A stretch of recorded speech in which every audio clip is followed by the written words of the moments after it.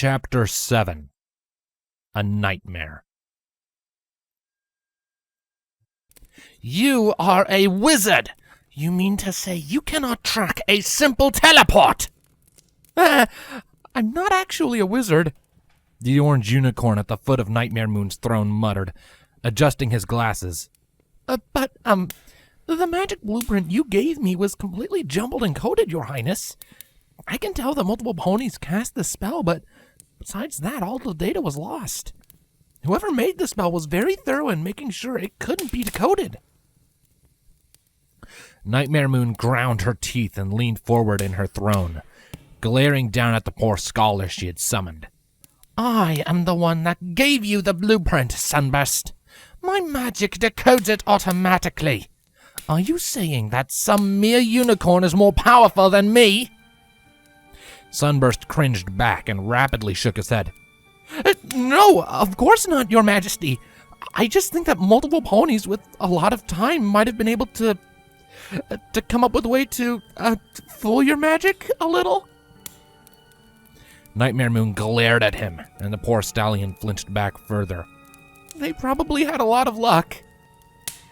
After a few tense seconds, Nightmare hissed out a long breath and rubbed her forehead. Fine.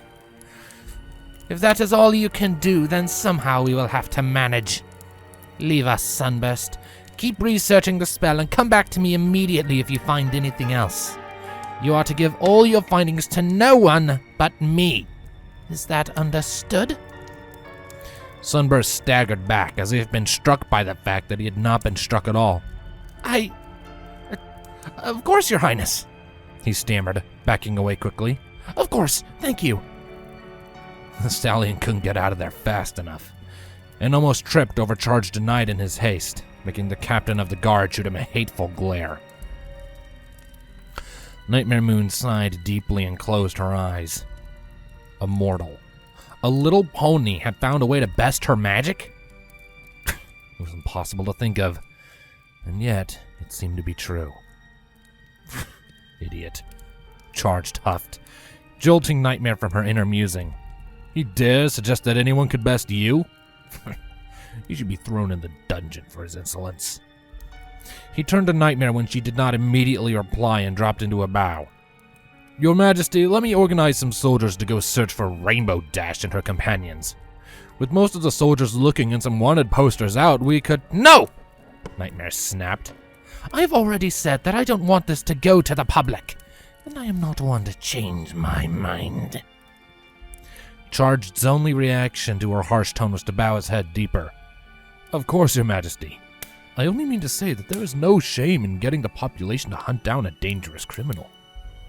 It is not a matter of shame, she muttered under her breath. Rising from her throne, she spoke in a much louder voice. I still do not want this getting out. In fact, it is now your duty to make sure no one is out there spreading rumors.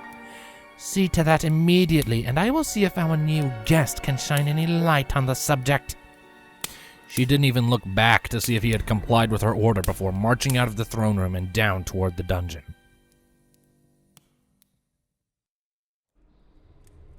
First, another alicorn shows up and drops out of existence right before my eyes.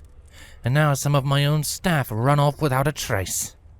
Nightmare thought to herself as she stalked down the hallway. Maybe I've gotten too used to being worshipped. I've lost my edge. Or you're scared. Nightmare stopped short as the words echoed around in her head. She hadn't heard that soft voice for over a year, and thought she had been rid of it entirely. With an annoyed snort and a shake of her head, Nightmare Moon continued on down the hall. I am not scared of anything. Yet you threaten. It is the only way you are served. You are afraid of their loyalty falling apart. My subjects are loyal to me, Nightmare snapped back. Some just need to be reminded of that. The voice fell silent, and Nightmare hoped it had sunk back into the crevice of her mind. Are you glad some are out of harm's way? Nightmare Moon stiffened. No. No, I am angry that they have disobeyed. They need to be punished. I think you don't like hurting them. I think that you can be quiet, Nightmare hissed under her breath, silencing the unwanted voice. She had reached her destination and certainly didn't want that weakling butting in at the wrong time and distracting her thoughts. The guard bowed low to her as she approached and lit his horn without question. The heavy iron door swung open at the spell. Nightmare Moon strode in. The cell wasn't decorated, of course, with only a lone cot on the back wall and a barred window to let in the moonlight as the only disruptions from the stark gray. On the cot, with a shackle chaining her leg to the wall, lay a yellow Pegasus who sat up the moment Nightmare walked into the room. She trembled lightly and held her left wing, which looked to be bent a little the wrong way, close to her, but she looked Nightmare Moon in the eye and did not flinch away. The Alicorn admired that in the little Pegasus. She hadn't expected bravery from the soft-spoken pony. Hello, Nightmare greeted coldly, closing the door behind her but not moving further into the room.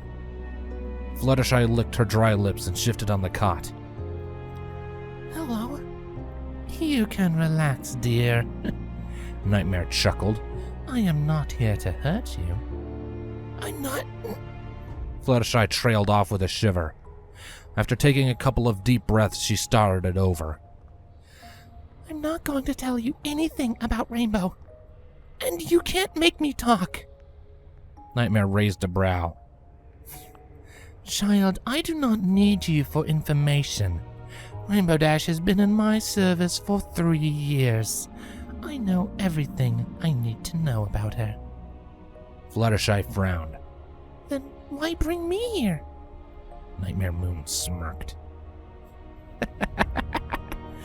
Because what I know about Rainbow Dash is that she will always come to your rescue if she even thinks you are in danger. To put it simply for you, you're bait. Bait? Fluttershy's brow furrowed and she sat up a little straighter. That doesn't make any sense.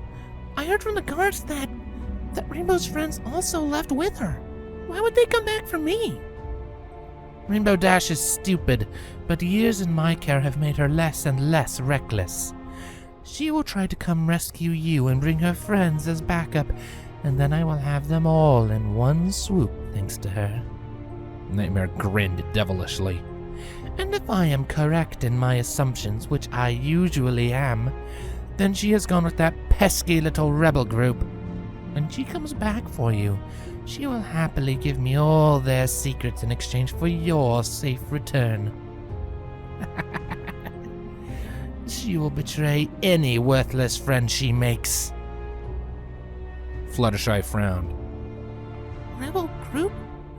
But there hasn't been a rebel group for 3 years. Nightmare raised a brow. Really? You didn't know? They make the fact that they are a secret group so obvious that it is all I can do to not kill their leaders on the street. She smiled again, and the Pegasus shrunk back at her sharp teeth. I think this way will be much better.